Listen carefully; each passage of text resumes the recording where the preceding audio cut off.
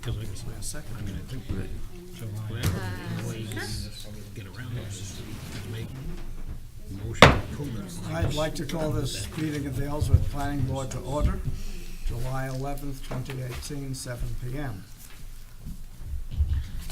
Would the board please introduce themselves? Mike Howie, John DeLeo? John Fink. Darrell Wilson. Roger Lussard. Next item of business is the adoption of the minutes of the June 6th meeting. Is there a motion regarding the minutes? I'll make a motion to accept the minutes as written. Okay.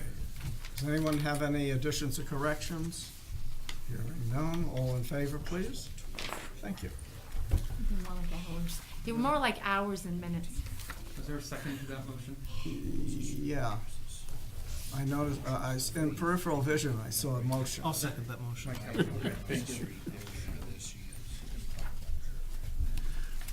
So how many hours did it take to do the minutes? Several. What, are you kidding me? Was Steve Fuller in the job? It was like, Yeah. Right. Very well done. Next item of business, preliminary plan for review for a modification to an approved minor subdivision. Plan file 44-777, titled One-Way Development, Holt Industrial Park for Dan Quinlan. The proposal is to separate an existing residential building into two buildings and create a new lot in the process, increasing the total number of lots in the subdivision from 4 to 5, changing the classification to a major subdivision. The proposal would not create any additional residential units. The project is located on 1.56 acres at 204 Bucksport Road, tax map 26, lot 2 in the urban zone. Proposal would divide the lot into two separate parcels, one 0.81 acres in size and the other 0.75 acres. Is someone representing the applicant, please? Stephen Salisbury. That was a good summary of our project. We are essentially splitting one of the originally approved lots into two parcels. And also taking the building that was once 4 units and making a separation so there's 2 freestanding duplexes up there now. And that work has been done. Looking at the map here, you can see we're just focusing on redividing this one lot, dividing line between the 2 units. No physical changes to the entrances or anything like that. And do you maintain your setbacks in Yes, that lot line? it's a 5-foot minimum setback from a building to a side or rear property line, which we have 7 feet. Now, do you have separate septic systems then for each unit? Yes, yeah, and the line splits the septic fields. Yeah.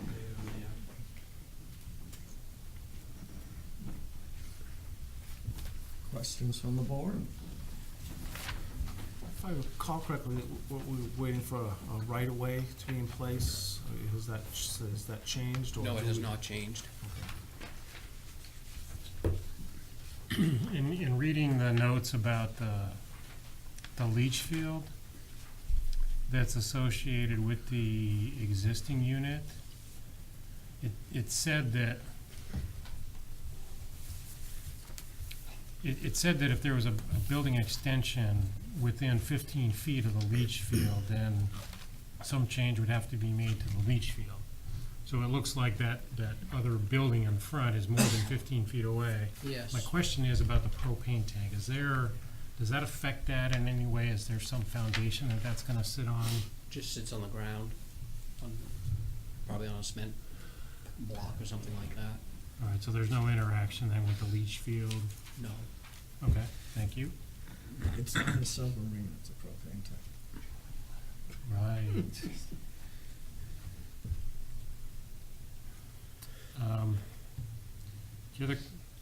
The other question I had, the application is filled out with minor subdivision check. Should that be major? The agenda item says major. Is that something that we could correct? Well, it's going to have to, because per definition now, it's a major. The difference is that he has to come to 2 planning board meeting now because of a modification to a major, I believe. So it is a major. Okay, so I guess the application should probably reflect that, in my opinion. And I then just the- wanna say that, just not that, I was not there at the pre-TRT and the TRT meetings. But that should not change anything. Okay. The last question I had about the application package is there are 2 subdivision plans, and the first one appears to be something from September 2017. That's the currently approved plan. I disagree with that, and I really don't want that in the package,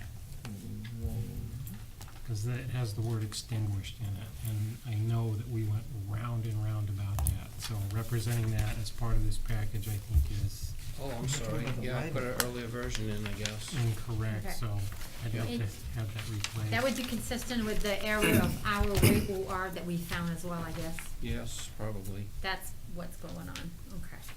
So I'll swap out page 23. Thank you.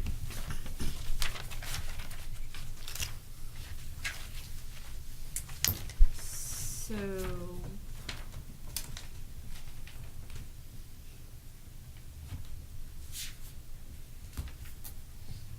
In the proposed plan, may I ask a question? In the proposed plan, Steve, does it have the correct language pertaining to Mrs. Meek's situation? I think that's something we need to verify for the final. I believe. Let's see. So we need to make sure that that's all consistent. Yes, that is the corrected version, the corrected language.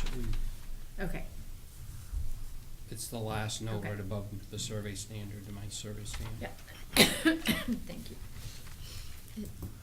So, is there anything you know that Steve needs to be aware of, since it's now gone from a minor to a major subdivision in the final application?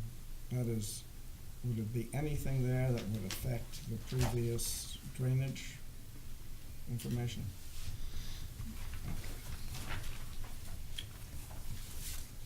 So, any further questions? This is a public hearing. Anyone wishing to comment on this matter may do so. I ask that before you speak, you be recognized by the chair and then go up to the lectern and state your name for the record. Does anyone wish to speak? Hearing none, I shall close the public hearing. What would the board like to do?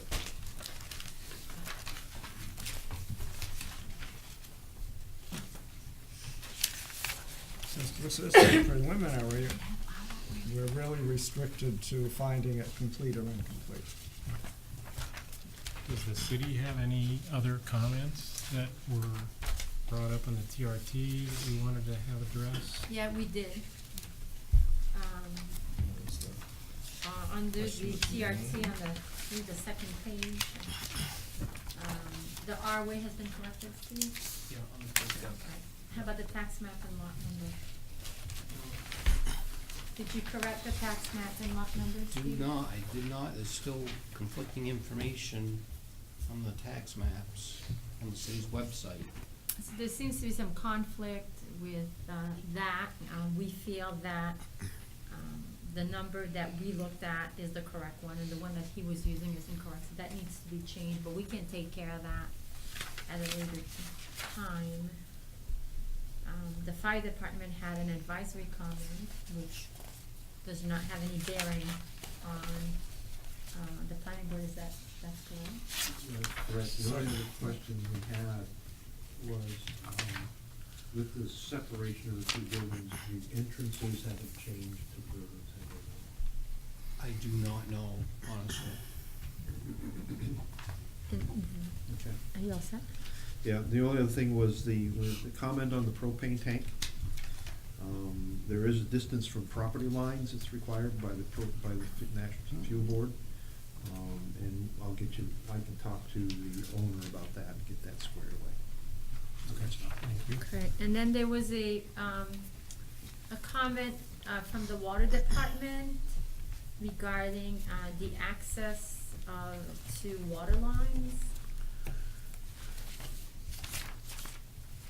Do you wanna talk about that? Are you ready to talk about that? I believe that Reggie's comment was, wanting to see, how water service is being provided to the, 204 Bucksport Road, Unit 3 and Unit 4. I believe that's what his comment was, about that. It doesn't, Thinking we needed to see it on the plan.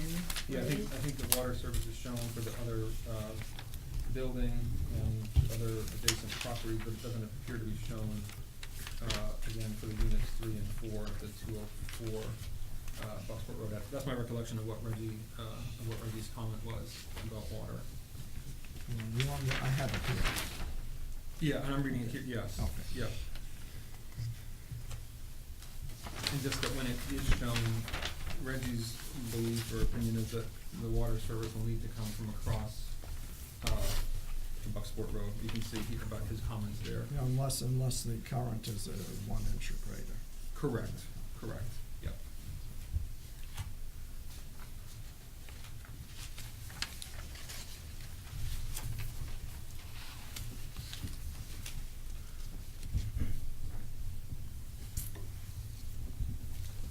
So the rules, because of the changes, we only evaluate the changes. Yes, unless it trips something else, in this case it doesn't, so. Well, it's a modification creating a new lot, triggering a major subdivision. It, yeah, I mean, it's, especially as everything is existing. So essentially what we need then on the final is a modified utility plan, showing Yeah. the new water connections, if any.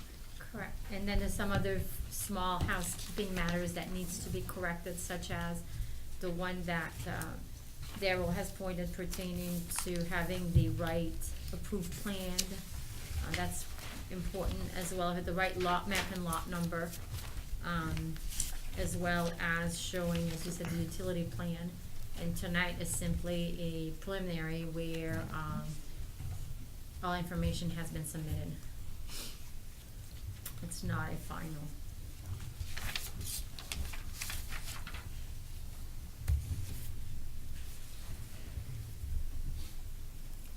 Yeah, and the advisory comments from the fire department really don't have anything to do with us.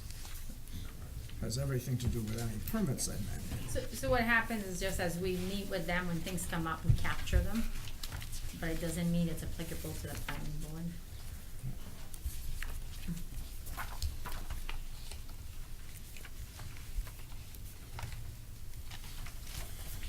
Mr. Chairman, with regard to this preliminary plan for modification to an approved minor subdivision, title R-Way Development Holt Industrial Park, agenda item number 3 on tonight's agenda, I make the motion that we find that this is an allowed use in the zone as it was before, and that we find this application complete with some advisory comments to the applicant for final plan on changing the proposed plan, the classification of major on the application, resolving the tax map lot number, the location of the propane tank, and the city water service utility depiction for final plan. Is there a second? I'll second it. Okay. Any discussion? All in favor, please? You're complete.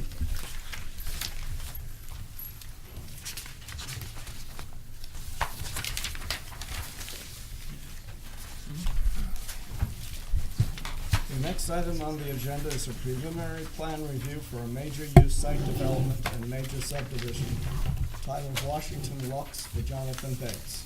Proposal is for two 12-unit, three-story buildings with a total of 24 apartments and/or short-term rental units. The project is located at 29 Washington Street on two parcels totaling 1.19 acres, tax map 130, lots 26 and 30 in the downtown zone. Is someone representing the applicant, please? Yes, Steve Salisbury and Chip Haskell. And John Bates is sitting behind us tonight.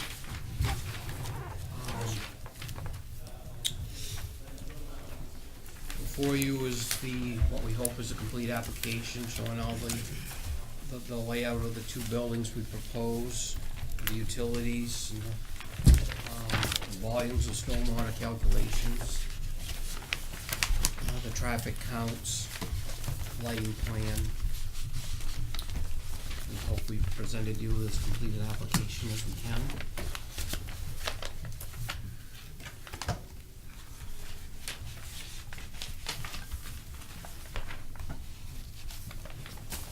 Questions from the board?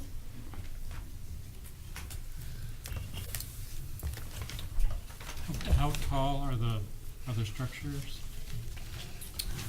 I know there's an elevation plan, but Yeah, 30 Roof line- feet. Roof line terminates at 43 feet. 43? Yeah. Okay, Thank you. Jonathan, do you wanna sit at the table, because we can't start that, and I know he's got a lot of information to share, so I just wanna make sure that it's gonna be recorded. I'm sorry, it's just complicated for us afterwards. There's your profile perspective of the front of the inside of the building. Full 3 stories, 10 or 11 feet per story, plus a pitch roof. Okay, The roof is a 4-pitch. all right.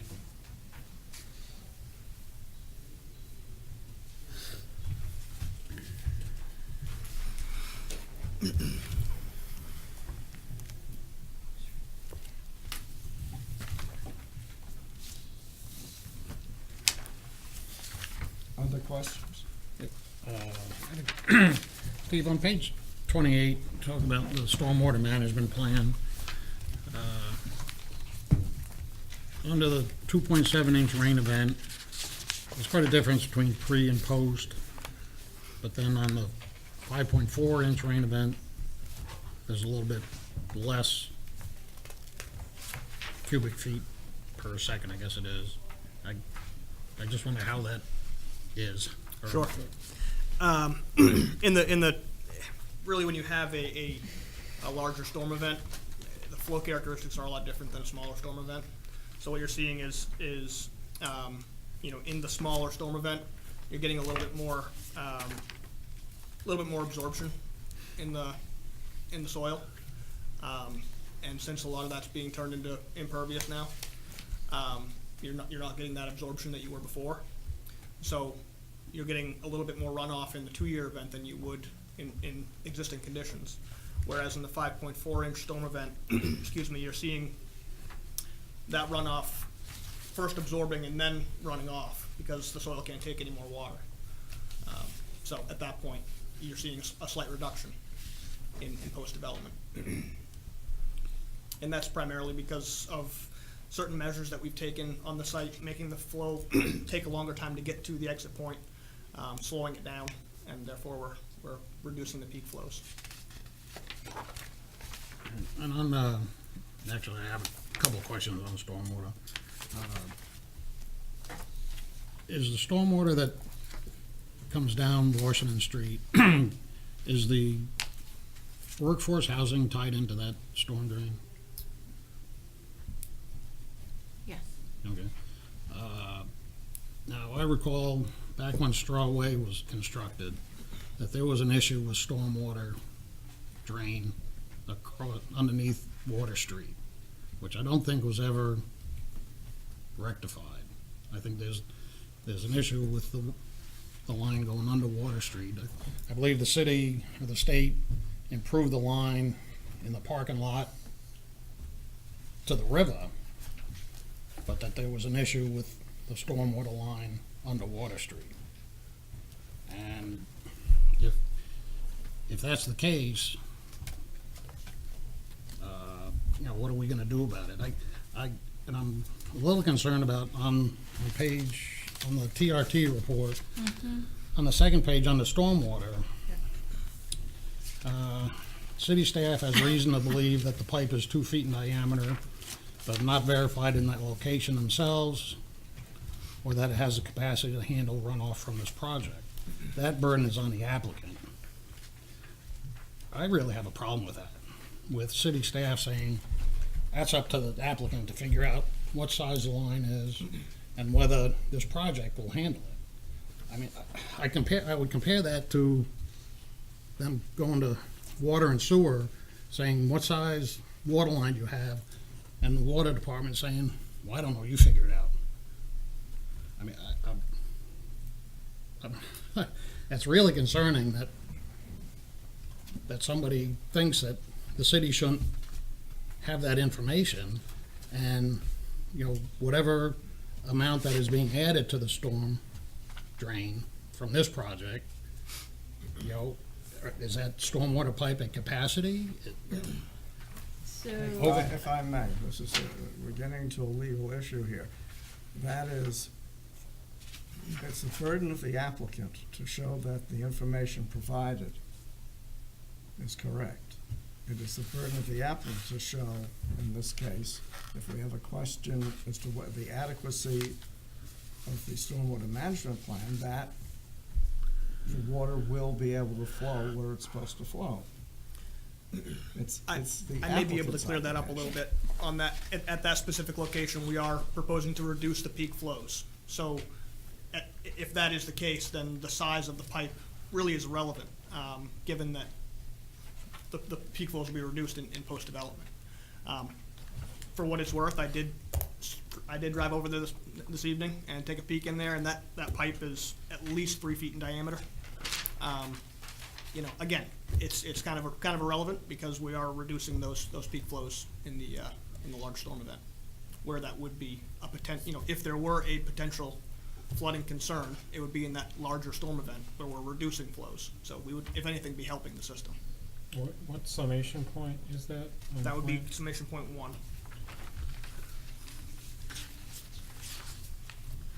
so you're not availing yourself of, so there's a few questions here, and I'll answer your question in a second regarding our responsibility, but, so you're not availing yourself of the reduction that is resulting from the housing development, is that correct?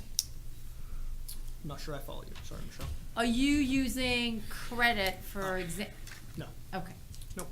So the other thing is, if I can answer John's concern regarding who's responsible, we the city have paid for an inventory of the stormwater system, size, condition, elevation of invert and things like that. If he was planning to, if he was gonna have an increase in stormwater, he needs, if he was not gonna hold the stormwater, he needs to show that we had the capacity to hold it. And for him to do this, he would have needed to know the size of the pipe. And what we were saying is, we have this information, and you need to use the information. And I'm not sure at that point if you had managed to secure that information. I haven't. I reached out to Public Works And a I few times, but think that's where the disconnect came, is that we have this information, but we don't have it readily available.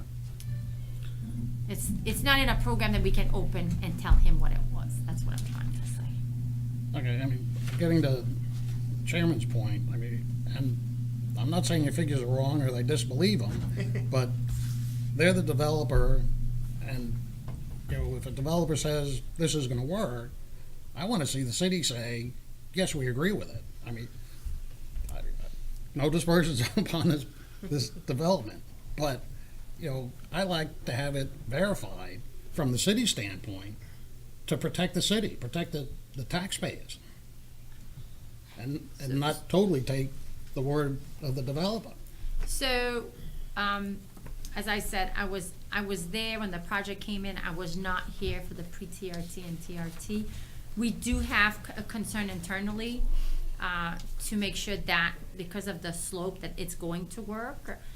There are possibilities that I ask for a peer review. The planning board has the ability to ask for a peer review as well of the data provided. At this time, I think it's fair to say that we're not saying that there's anything wrong with what they're proposing, but we're not necessarily 100% comfortable. We just don't know. We want to go through the site walk, and then from there, I'd like to have a greater conversation with them and see what we do. It needs to work, I basically. mean, is the city aware of the fact that there was deficiencies down on Water Street with stormwater, and whether those deficiencies have been addressed Nope, since Strawway? I was not. But I think, John, is that the stormwater is a great concern because of the slope. And we're going to take all necessary measures to make sure that what they're saying is gonna work is actually gonna work. Michelle, is the city going to, go for a peer review, or should the planning board ask for that? You can ask for it. I just feel that I did not have a chance to have a conversation with the applicant further on this. And I just wanted to sit down with Lisa, the Public Works Director, and just continue discussing that Yeah, well, I mean, before we called for one, but it's well, definitely do you been, have the authority to call for one? yes. And you have the authority to Yes. call for one. But if we call for one here, Absolutely, then it has to be done. correct. If you want to speak to the applicant in the sewer department, then if we say it has to be, then it has to be regardless of what you Yeah. talk about. Correct. So, the planning board should be aware of that. So just remember that at the site walk, you don't have the ability to make a decision. So if you don't make a decision on that tonight, that means a decision would be made. So I think the applicant would rather know tonight, That's what I'm getting from at. your position, because you don't have the ability to make a decision on Friday. I have the ability to make a decision afterwards, but you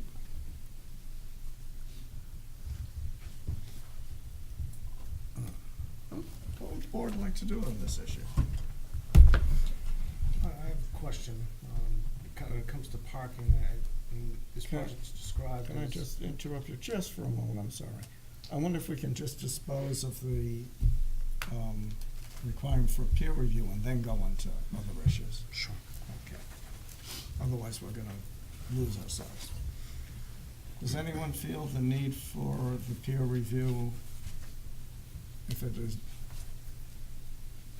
or shall we leave it to Michelle to decide whether it should be or not? Is there an opportunity to call for a peer review at final plan? Yes, which will delay them at least a month. Well, if that's the case, and I'd be more than happy to say that I think there should be a peer review, and to, not only to where the development connects into the stormwater, but also to see if there is an issue with the stormwater down on Water Street.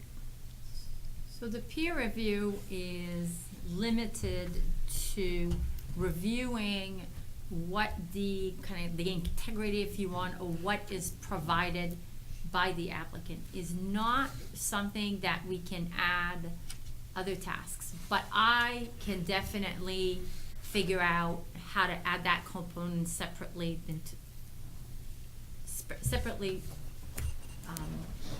as another thing, not part of the peer review. But I'd like to make sure I know exactly what you want. So if you're gonna do that separately, do we need a peer review? The peer review is for what has been produced and is going to look at the ordinance, what is required. It's gonna look at what he has produced and is going to make judgment, if you want, solely on that. On the adequacy of what is presented. Not on anything outside of that. Well, in that case, I mean, if the Public Works Director can issue an opinion like sewer and water does, that we have sufficient capacity, we have sufficient flow to handle what the development wants, if she is willing to say, if she has that engineering background, that she's inspected the system and it will handle this project, including if there's any deficiencies down on Water Street. If nobody's looked into, if there still is a deficiency on Water Street, I mean, how does that affect that whole line? You know, how does it affect it, not only for this project, I know you say you're reducing the flow, but, you know, whether there was an issue with the workforce housing. Now, obviously, we'll pass that, but, So, I think, and I don't know exactly, but, and Chip can tell me and everybody here, but we're reducing the amount of stormwater that goes into Water Street, Washington Street, I'm sorry, and then in effect leading to Water Street.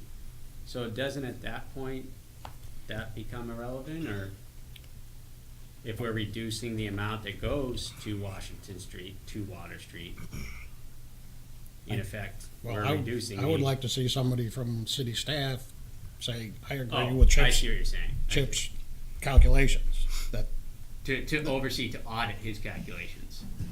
yeah, basically, that, Okay. so, So how quickly can we do that, I guess, is what. So I would personally recommend a peer review. And I would personally, I think it would be very helpful to us.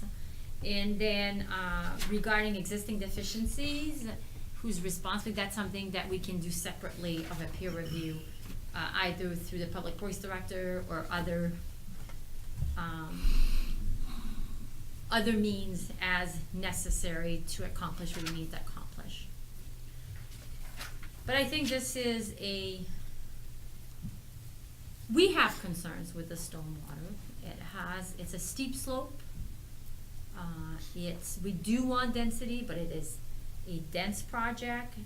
And, I think that it would be good to have a second opinion that this is gonna work. Just because if you're down the hill, you wanna make sure it's going to work. And there's a question too at the summation point number 4. So I believe there's an increase, that's not Yeah, allowed. Very slight increase, yeah. Yeah, there's a slight increase there.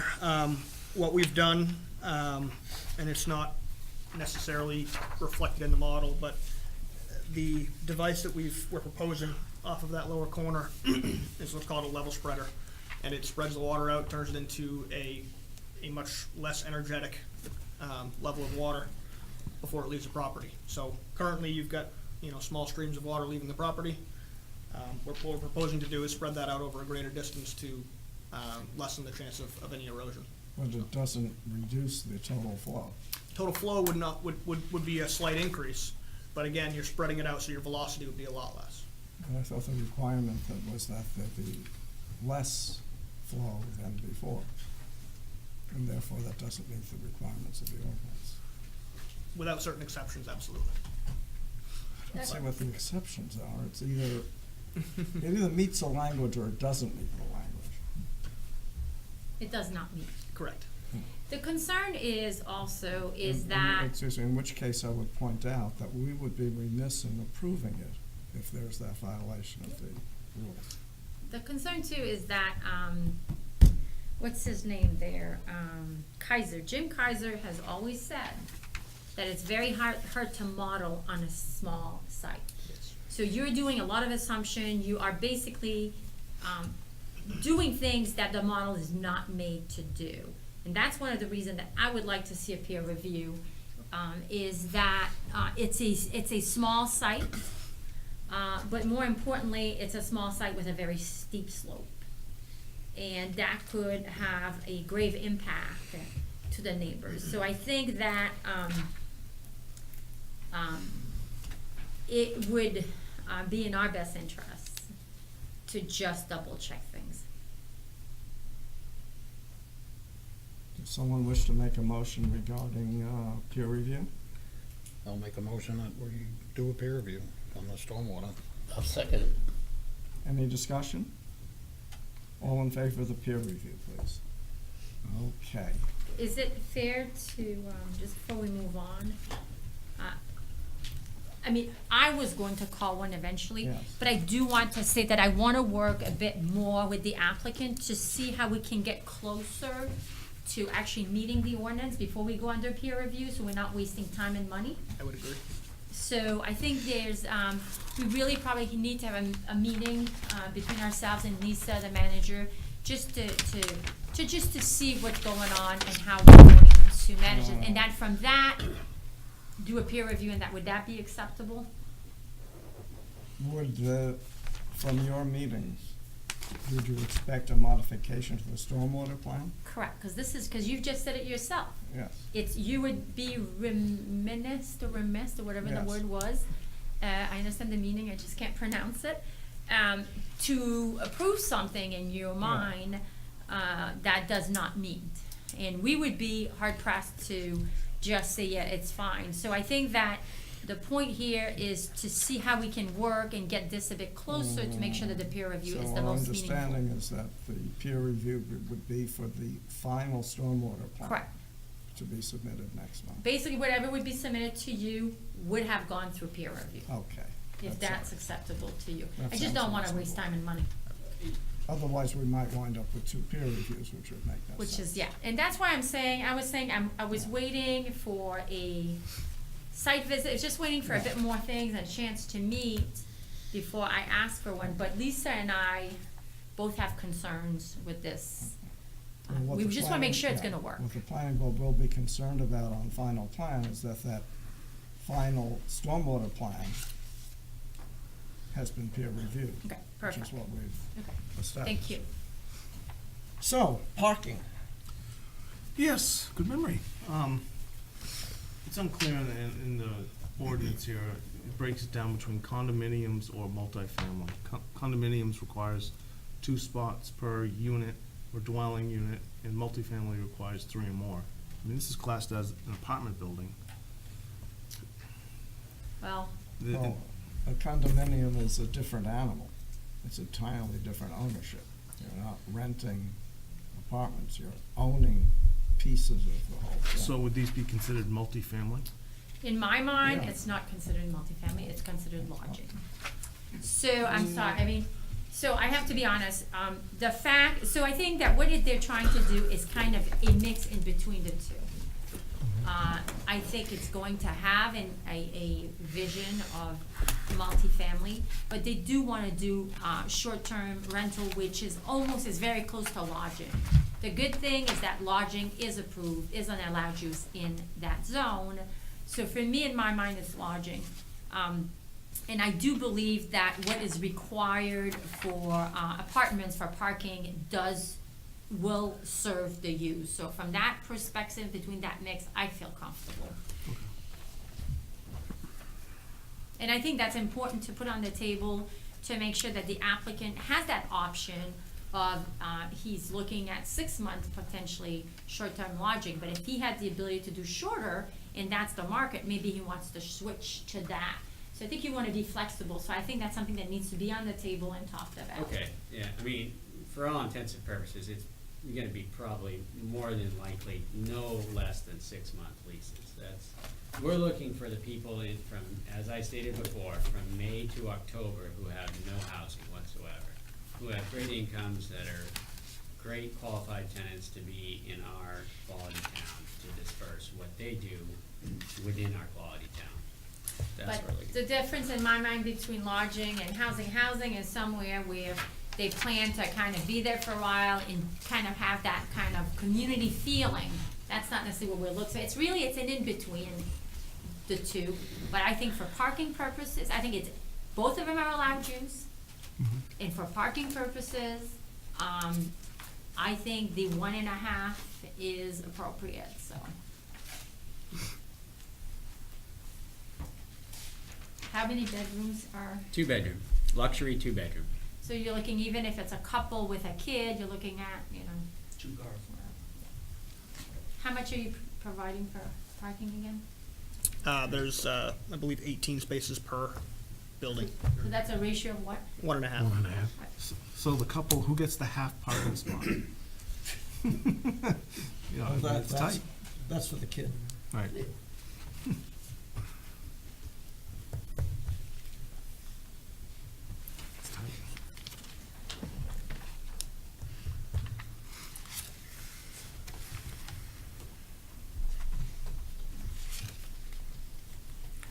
Steve, on the proposed site plan map C-101, on the western edge of the proposed development,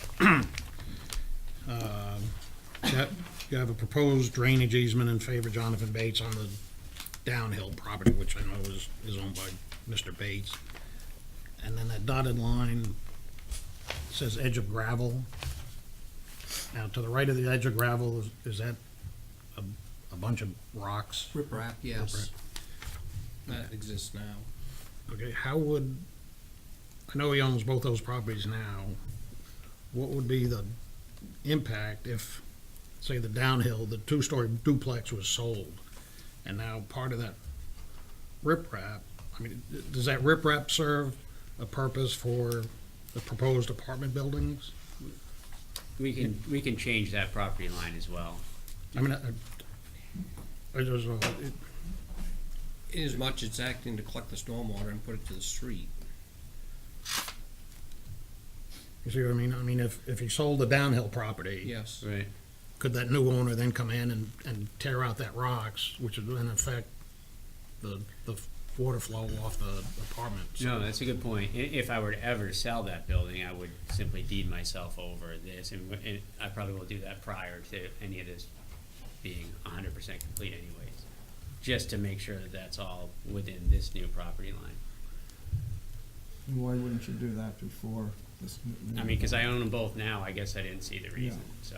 But I would suggest, the only suggestion, that you do that now, Mhm. so that everyone is satisfied that that is protected. Sure. Does that serve any function to that downstream property at all? That swale, that riprap, is there drainage from? Yeah, I mean, very little. There's a small slope here where the parking runs off into that, yeah.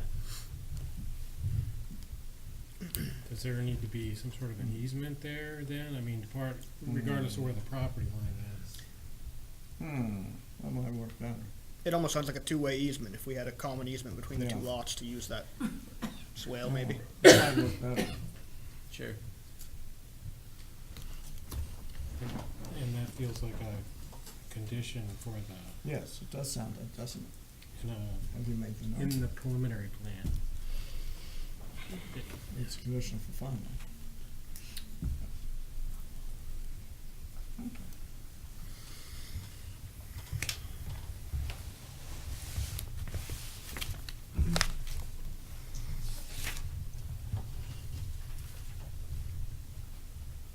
So you'd serve a purpose on it.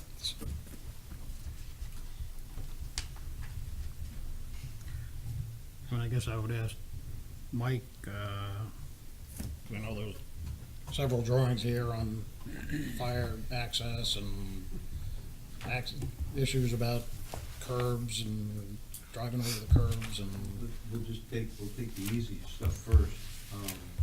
We've asked them to provide, the actual access off of Washington Street, mountable or drivable curbs because of getting in and out with fire trucks. As well as all internal curbing because of backing around and having to move around within, the two buildings.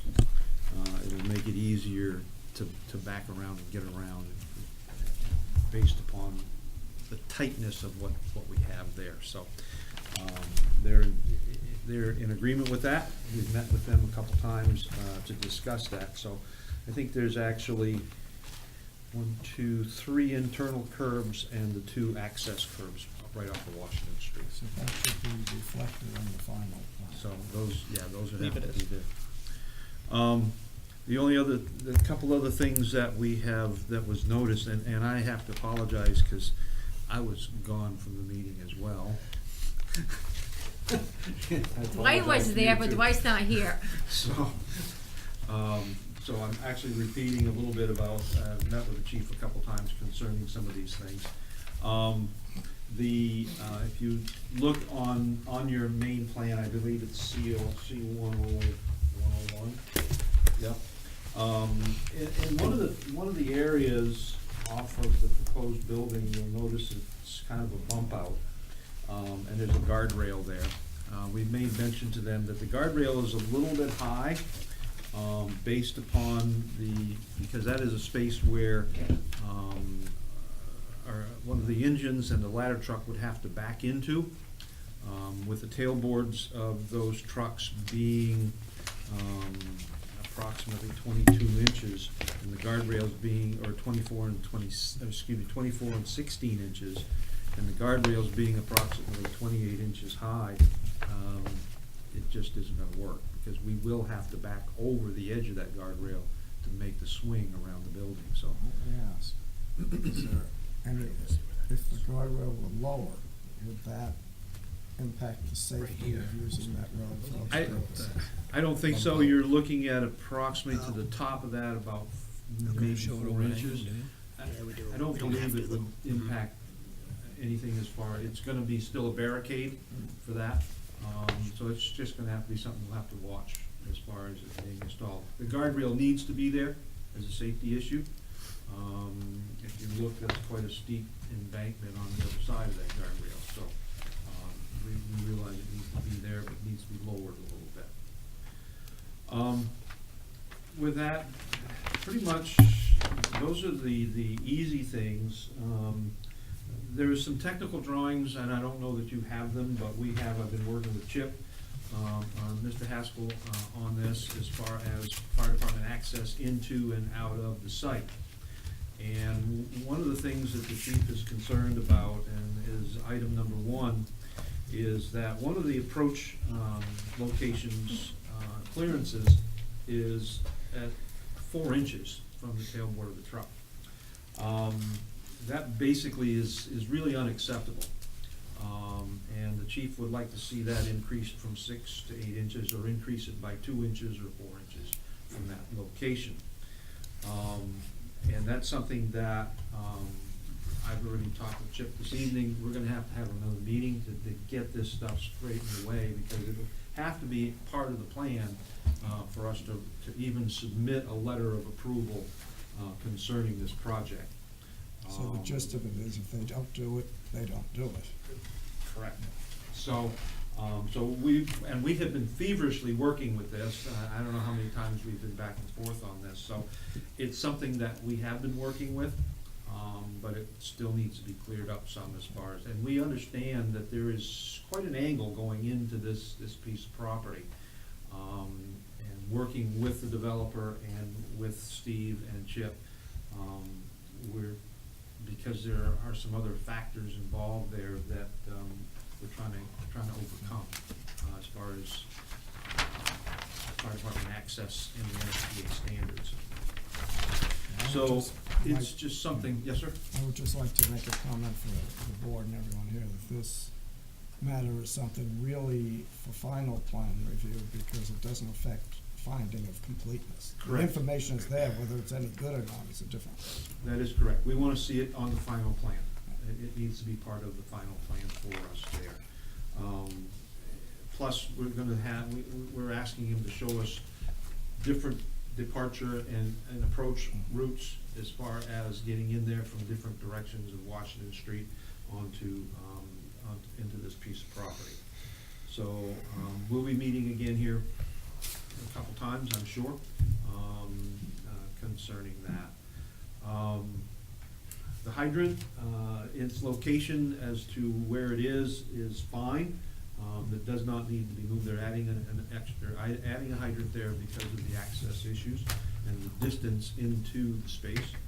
So where it's located is perfectly fine with us, and we'll be happy with that.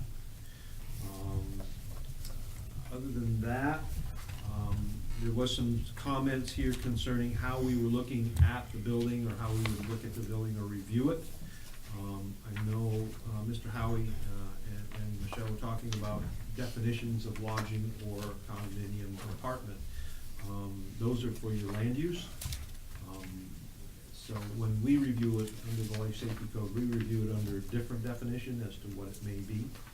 And I've met with John to discuss that, and we'll wait and see what's gonna happen and come from that as far as the sprinkler system. So, some of that determination may come from the fire marshal's office Yeah. prior to that. So, other than that, pretty much, we're pretty good with what's going on here. The water lines that are going in for sprinkler systems are of the proper size. And I believe, Steve, they did a water test up there for the sprinkler just not too long ago. I'm not sure if you got to it or not. Okay, I haven't seen the calculations for that, so I think the water, I know it has been tested, I just haven't seen those documentations yet. So other than that, if you have any other questions, I think we're good. Any further reaction from the board? I guess I would like to hear a little bit about the site distance. Yep. We sent our traffic engineer out to the site to measure site distance in both directions. For the 25-mile-an-hour zone, we need to have at least 250 feet. Looking up Washington Street, we have 279 feet of site distance, plus or minus. However, looking down Washington Street is going to require a little bit of clearing, just 8-10 feet or so, in order to obtain that site distance. So as soon as that's done, we'll go out and remeasure it. As it was, we had 193, so we don't need a whole lot more, and it won't take much clearing to make that happen. Plant vegetation. Correct. There's some trees that are growing up kind of over the road there a little bit. Yep. Was this measured on site? Did someone actually go and measure the Yes. site distance? Yep. Yeah, per DOT standards with the targets and cones and all that. Perfect. So actually, it was the old DOT region engineer. So Bruce was there? No, he's the former one. He actually works for us. Victor? Victor Smith. Yep. And you feel there won't be an issue with, once you remove vegetation, that you would achieve that 250 feet? That was Victor's recommendation. He didn't see any problem once we cleared a little bit of vegetation. He said he could almost see the target through the trees. It was just a matter of removing it to be sure. So will Victor be He will remeasure. Yes. measured? Is there a possibility that when he does that, he can contact city staff to have someone verify that? Sure.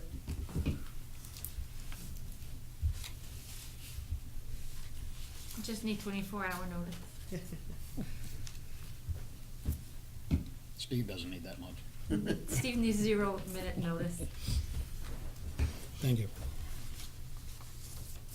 Oh, I could do it with 0 minute. Any further questions or comments from the board? If not, I'll open the public hearing. I have So- something on landscaping before you open it. Okay.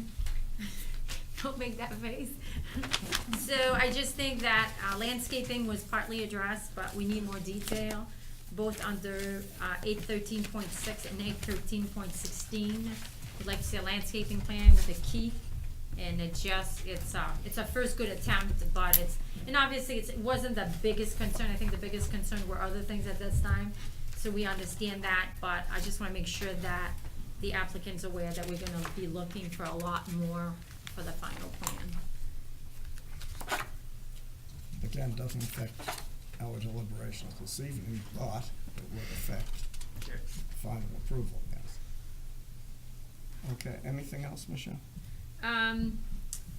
Yes, just wanna make sure that, there was some comments at the last meeting pertaining to traffic. I think those were from John DeLeo, and I did do my best to provide you some information prior that will trigger more questions, but at least I think that's a start for you to try to. Yes, and we also got 2 letters from the public regarding this, and traffic was again mentioned. Okay. I did, that was provided to you in my report, Yes. so. And I think you got it too, Steve? Yeah. Yeah, we got a letter. Oh, did you get my traffic report? Yeah, right there. Yes, Okay. the memo you gave us tonight, we got the letter. Yeah, okay, well, traffic report, overview. Okay, that's all we have, that's all I have. As I was saying, this is a public hearing. Anyone may comment. I ask that you be recognized by the chair, go up to the lectern and state your name for the record. Martha, please.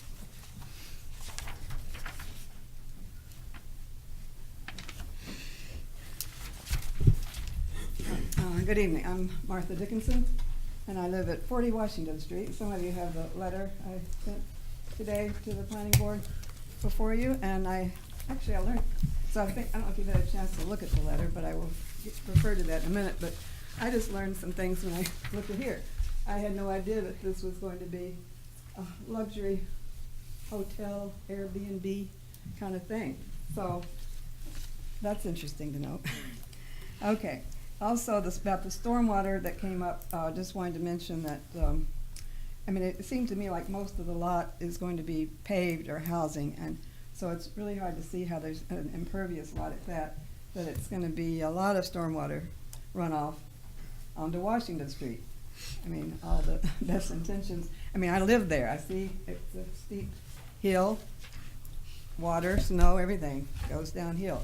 So I think that's going to be a definite problem. So I hope you'll really get an adequate peer review, if that's what you call it, of this, where the stormwater will go. Will there be additional work between the Right, city I think I heard that. Yes. Okay, so anyway, can I summarize sort of what I wrote, or I don't think you want me to read it.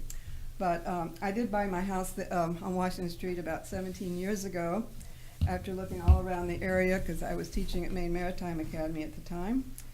And I thought this would be a nice location, Washington Street, it's a neighborhood, single-family houses, lots of yards and trees and friendly neighbors. And I got to know all my neighbors pretty quick, and most of us have lived there for quite a while and would like to stay, I think. So, and I assumed there might be some development across the street when I saw houses being torn down. And, but I had, so I can imagine another house or two going up on that property, but not 24 units of apartments with all the traffic and noise and lighting that will entail. I now am retired, and I really enjoy the nature. Just today, there was a deer and a fox in my backyard, and that they're often seen across the way. Lots of birds. I love to listen to the bird song. And with that much acreage covered over, it's really hard to understand how the people that live there are going to be high-end people who will come here to enjoy down East Main, and yet they're going to be surrounded by asphalt and blacktop and lights. It's just hard to understand how that's a sellable thing. Okay, so somebody else has mentioned the parking. It does seem inadequate to have just, I forgot how many, 1.5 spaces per unit. The units themselves looked fairly small to me, so I can imagine that nobody would really want to live there long-term. So it must be for short-term people, which means we won't get to know them. They'll be strangers, and I hope they'll be honest people. We don't know, do we? And lighting is another concern, because we do have birds in the neighborhood that I like to look out for, and you've got lighting shining in your neighbors' houses. They're going to not be very happy. And I know a lot of that lighting is probably left on all night. I don't know if you're going to leave the lighting on all night for the parking spaces. But there are modern ways to do lighting. You can have them close to the ground, pointed down, not up, not lighting the whole neighborhood, just pointed down. Same thing with the asphalt. It can be made permeable. The middle school has a section, the parking lot, that the rainwater can go through and seep into the ground, rather than just run off the pavement and out into the street or into the stormwater drains. The noise is the problem with me too. But anyway, I just thought I was moving into a nice little place. And now if this is what the city has in mind for that neighborhood, I think people are just waking up to that fact. And we'd like to, I'm also volunteering with the Green Plan for Ellsworth, and we've been working on green spaces. We're working on a plastic bag ordinance right now. We're working on making this a more desirable place for people to live, and including to retire in. And so I just think the city should think, I imagine the developers are within their rights and all that, and not contesting that, but I think the city really needs to sit down and think about what you want for this part of downtown. I mean, the residential parts, there are a lot of residential streets there that are modest, single-family houses that are, if they're subject to this type of development, willy-nilly, it's gonna make everybody uneasy. I certainly, if I had the money and the energy, I think I'd move now while I can. But I really don't think I can get out now because I'm too decrepit, frankly, and don't have a lot of money. So I hope that maybe I don't know who does that, but I guess the planning board could put off a final decision until we've had a chance to look at the whole plan. I guess there's some plans now for that whole block that I don't know about. And I'd like to, I think the whole community would like to really get in on that. I've heard things like the whole block from Washington to Foster, from High Street to Water Street is, could be all just concrete and houses. And I think we'd like to know about that, if that's what the plans are. We'd like a chance to offer alternatives of ways to develop. I mean, a place like that, if you really want to attract people that have some money that come in for the nice, good seasons of the year, not the hard winters, then, they're gonna want greenery, and maybe you're gonna take advantage of the neighbor's greenery, but, something like this should be on a much larger lot with essential housing, okay, but have lots of lawn and trees and places for children to play, and all the other things that make a home, a building a home. So, I don't know, if you all have the power to, I think the Green Plan will be working on this, that we will be asking for some kind of public forum to talk about these development issues for those of us who live in town here. It's a big issue, because it could hit, I understand the zoning has been changed so it can happen anywhere now, practically. I don't know if that's right or not. Not exactly. Not entirely, I'm Each sure there's zone some has its protected own- places, but there's so many Well- places that aren't protected. And I just find it extremely discouraging. So I've got my letter here, you can read it in more detail and be happy to. If I may just comment on one thing you said. The planning board does not have the authority to postpone this matter because the applicant has rights based on the application is in progress. And so, Does it go to the city council after this? no. We are the permit issuing authority. Oh, okay. And we will at the next the next time they're here, go over the merits of the information they presented. This session is to see that the application has all the parts it should have. It does not go That's into. right, I understand yeah, that. It does not go into the adequacy. Well, I mean, I guess I would like to appeal to the owner then, just listen to the neighbors. I mean, I think if you wanna have a couple of duplexes up there, that'd be fine. But, this is just overkill. And the city can't do anything, but, I mean, you can maybe listen to the neighbors, so, thank you. Okay, thank you. Does anyone else wish to speak? Yes, are you speaking together? Oh, you're, okay. Hi, I'm Joseph Cesario. I live at 36 Washington Street. I just acquired, closed last month. Haven't made a first mortgage payment. And the units that are going across the street I'm gonna get a lot of headlight traffic coming out. Parking light. And I didn't invest in Ellsworth to look at lodging units, 24 lodging units. And dealing with 1.5 cars coming out. How many hours of the night, I don't know. And I just made an investment to live there. And with these units going up, my property value is gonna go down. Nobody's gonna wanna buy a house across from 24 lodging units. And that's my concern. And the traffic coming down the hill, I gotta creep out coming out of the driveway, because people don't slow down. Nobody does 25 down that road. That's a big concern, traffic issue. The traffic issue we will address. The property values, unfortunately, we have no jurisdiction over. It's not, if we were to make a decision based on that, the applicant would appeal, and we would undoubtedly be overturned. So, So Yeah. basically, you yeah, but don't have a certainly, leg to stand on. not exactly, certainly traffic is of concern of the board. We will be going into that. Lighting of the whole property must meet the It's standards. just gonna be an eyesore, and I have to, you know, where the driveway's situated, Yeah. it's facing 2 bedrooms. Yeah, unfortunately, aesthetics is a very slippery thing. The state Supreme Court has, in the past, when there are standards, they have to be very, very specific so that everyone knows what to All right, expect. Yeah. that's fine. I'm just disappointed that I even purchased it at this point. Does anyone else wish to speak? Yes, please.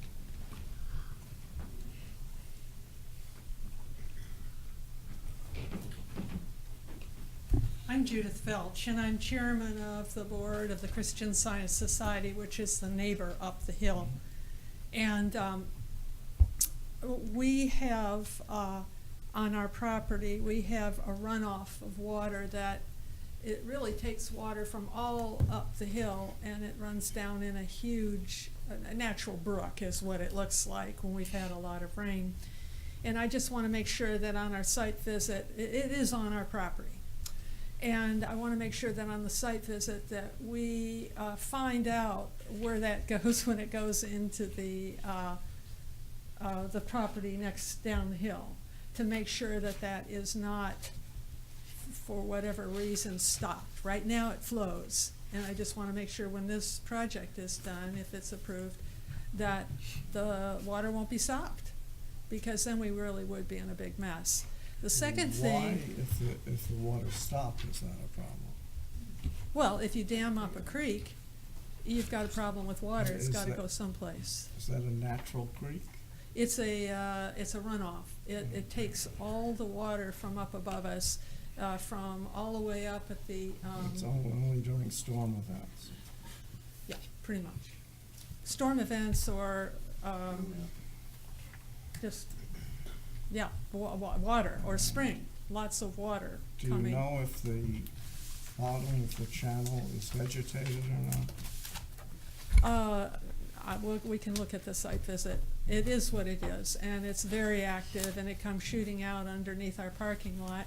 And over the years, it's carved itself a big natural depression. You can see it. The land is a big natural depression, and it goes all the way across our land in the trees, in the middle of the trees. And then I've never hiked into that little part of the woods to know where it goes, but it does not stop right now. The water flows, and there's no problem. The ordinance requires is that the amount of water leaving the property after development is equal to or less than pre-development. So they're not allowed to have more water flow. They can have less water flow. In fact, they're supposed to have less water. So we'll see on the site visit whether we'll see that specifically. Yeah, all I know is that, they're just places like where I live on Birch that the city put in a road, and now we have a big lake at the end of Birch, and nobody seems to care. And, you know, there's just stuff like that that happens after something is done, and it leaves you all, and there is, somebody sometimes doesn't pick up the ball. So I just want to make sure that we look at some of these things in the planning process, and then make sure there's a connection between where it goes for enforcement after it leaves you all. It's one thing to put it down on the paper and get it all figured out, and it's another thing to make sure that the enforcement happens, whoever is the next in line to make that enforcement happen. The next thing has to do with what has been said, and I just want to underline this. Nobody goes 25 miles an hour on that street. And once we add that entire complex at the top of Washington And if we add this complex down from us, it's already dangerous to pull out of our church parking lot. You get out and all of a sudden there's a car coming from one way or the other. So, I don't know how that plays into the planning board, how serious this difficult. is.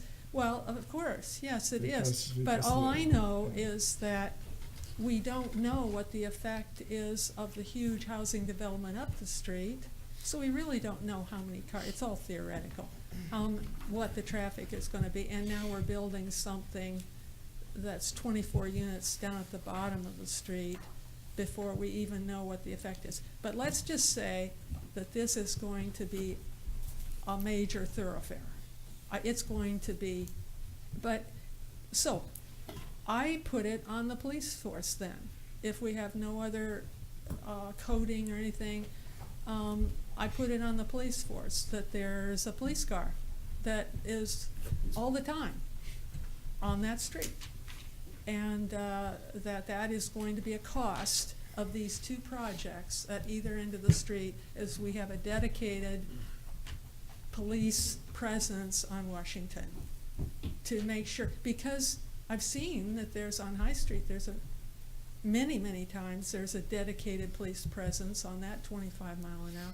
I think there needs to be a dedicated police presence to make sure people go 25 miles an hour. Now, I just have one question before the site visit, as, walking around the site visit.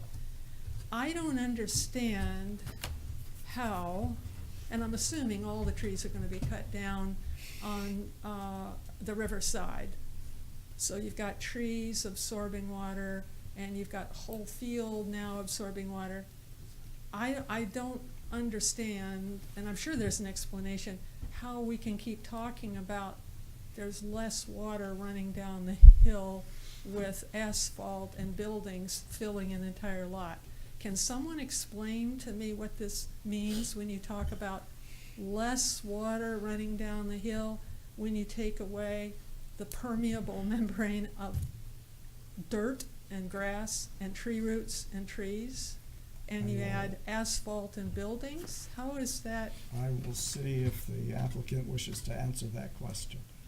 Oh, okay, well. Because I can't give you the technical details. I don't off the top even of need my technical head. details in the sense of, I know when they built Seaport Village, they put giant holding tanks under the parking lot so that the runoff could go out, it would fill, and it would go out slowly, and that seems to me to be working fairly well. And we had something in our yard that was connected, and that works fairly well. So whatever they did worked well. The stormwater plan is in the application, and that's available for viewing at City Hall here.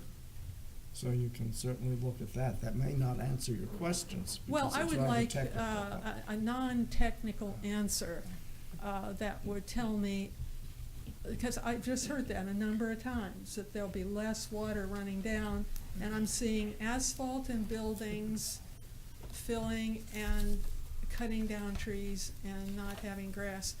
And then my final question has to do with, does this lot demand a percentage of green on the lot they did at Seaport Village? Well, yes, but that will be addressed when when the final landscaping plan is presented at the next But right meeting. now, you can look at the size of the lot. You can look at the size of the lot, and you can see how much of the lot is covered with asphalt and building. So you can see what percentage of the lot is still available for some kind of growing And that, vegetation. as I said, that will be addressed in detail next time, Okay, okay? yeah, I don't think that's a good answer, Everything frankly, now- but, This meeting is to determine that the application that they have presented is complete. It does not mean that we've accepted any of the data they've given us, just that there is an attempt to tell us what's going on. okay, well, that's great. Next time we go into, is this information adequate? Does it Okay, meet oh, I the was told ordinance? that if I didn't ask my question at this meeting, it might not get into the answer phase. That's true, but, Okay, well, thank those you. are my questions. Very good. Thank you. Does anyone else wish to speak? Who has, excuse me, sir. I'm just letting her get by Oh, her seat. okay. Does anyone else wish to speak who hasn't spoken yet? In that case, please.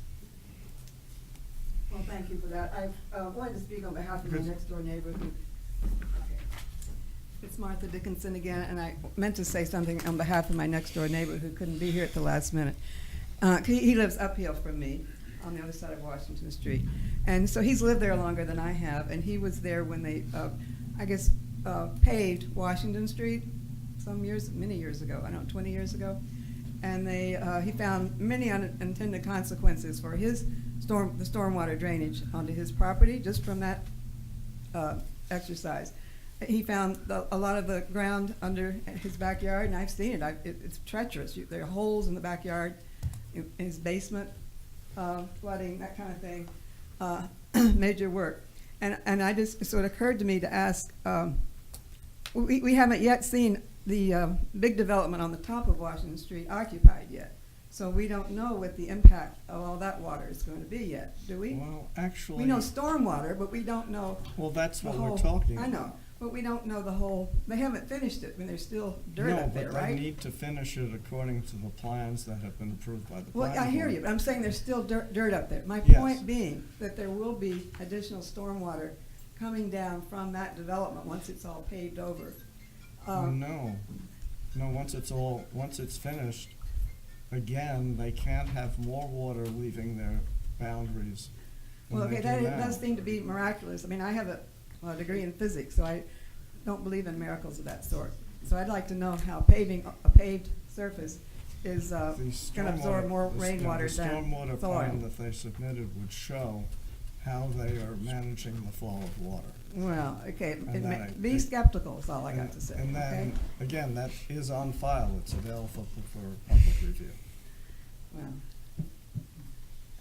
like Michelle pointed out, that the models being used are probably not adequate for a small lot like this, they're for much bigger lots. Anyway. Okay. Anyone else wish to speak? In that case, I shall close the public hearing.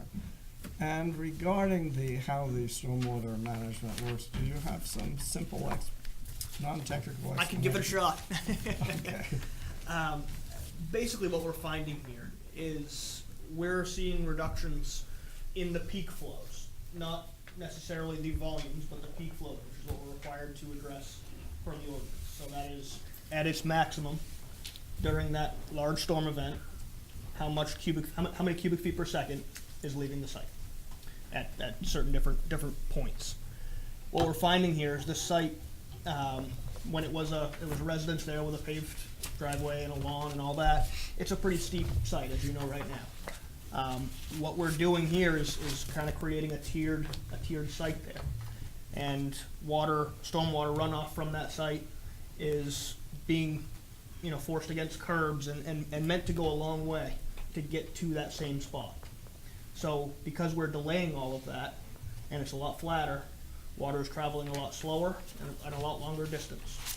And because of that, we're decreasing that peak flow, and instead it's spreading it out over time. You're not decreasing the volume, you're just decreasing the peak flow. Correct. Yeah, but it has to sink in someplace. I don't doubt that Uh, it'll hit the building, it'll hit curves, Excuse it'll me? decrease the, but, I'm sorry, I have to stop, because oh, sorry. this is not intended to be a back and forth between the public and the applicant. Sorry. So I'll all be happy to talk to questions you would after the be meeting. addressed It's to the board, It's okay, sorry. and then we can do that. Have Thank you, I- that's, Yeah, I think ultimately there's a lot of factors that take play in it, but I'm looking forward to working with the city and making whatever changes we need to make that work. okay. What would the board like to do at this point? Can I just make one more? Sure. Not necessarily for this project, but I mean, we've kind of danced around the cumulative effect of stormwater and traffic, and there was comments from Chief Mosier about, the increase of traffic from other developments. And it all comes to a peak at some point. And, but I don't see, and unfortunately, Mr. Cole has left, I just assume to address this to him too, is that I think the city really needs to address the cumulative effect of developments on especially stormwater and traffic, and not wait until the crisis point that all of a sudden one specific developer has to bear the burden of when we get to that point of no return. I mean, back when Beckwith Hill was developed, the plan was for the development up there, the stores up there, to share the cost of the roads. Now, that didn't quite work out the way it was planned, but at least there was a shared cost in paying for the roads up there. And I think the city really needs to consider how we address this going forward, because I've seen big stormwater expenditures in one case be borne by the developer, and another case be borne by the taxpayer.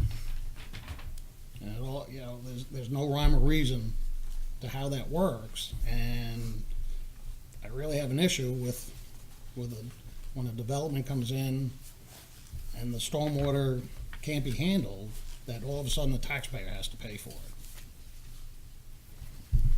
I'll get off my soapbox now. Okay. So what would the board like to do on this? We need to make a decision as to whether this is a complete plan or not.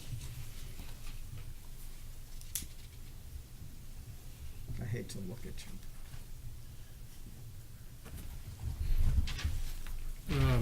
So there are some conditions for final plan that appear to be required for them. The plan that we do have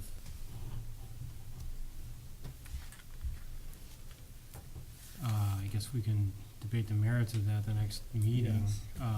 And we will.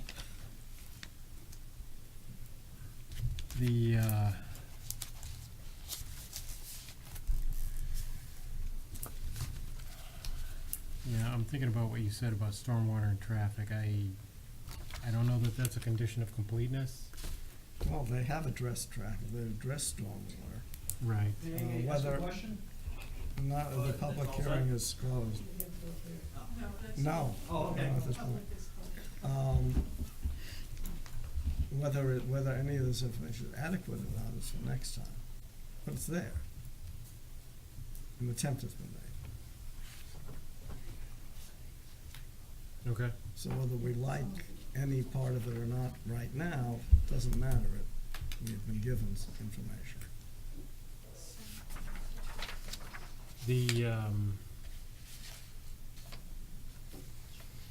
So the condition for the easement then is not, that would be a final plan condition? We don't have to have the language Well, for we that. don't really the applicant has offered to consider that. I don't think we can demand. It's a matter of essentially lot lines. Okay. So that's not a requirement for completeness then? No. Well, it's all shown on the plan. Oh, yeah, I guess it is. Yeah. Does the city have any items that they feel are not complete with the application that they?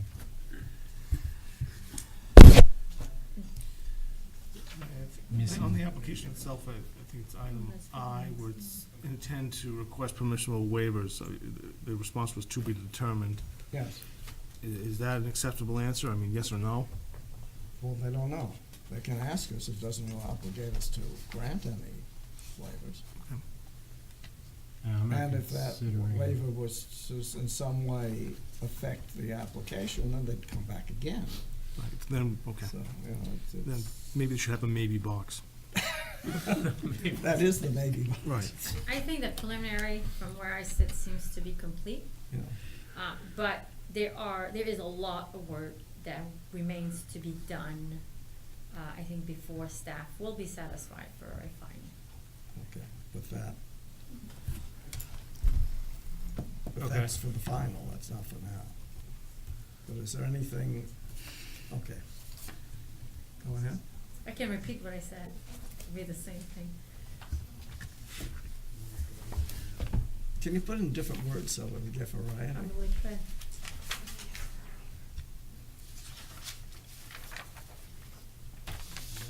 Mr. Chairman, with regard to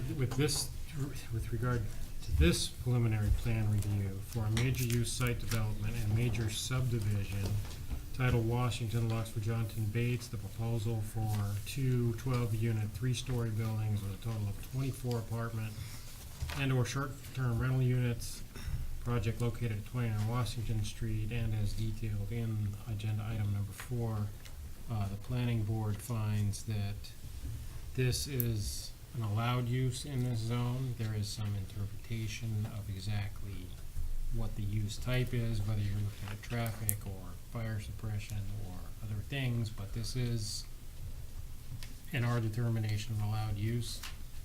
The application is complete in terms of submission materials per Article 6, Articles 8, 9, 10, 11, and subdivision ordinance 28. There are no waivers. We are expecting that the applicant will be providing additional information in final plan for stormwater, condition for easement and the drainage swale. There are some fire department items. There's some discussion about site distance and a landscaping plan that we would like to see addressed at final. Is there a second? I shall second. Is there any discussion? All those in favor, please? Okay, I need not ask for. Done. Now, are there any MyLars to sign tonight? No? Steve said no. Okay, then we could, I can entertain a motion to adjourn. I'll make a motion, we adjourn. Is there a second? Second. All in favor of adjournment, please? Thank you.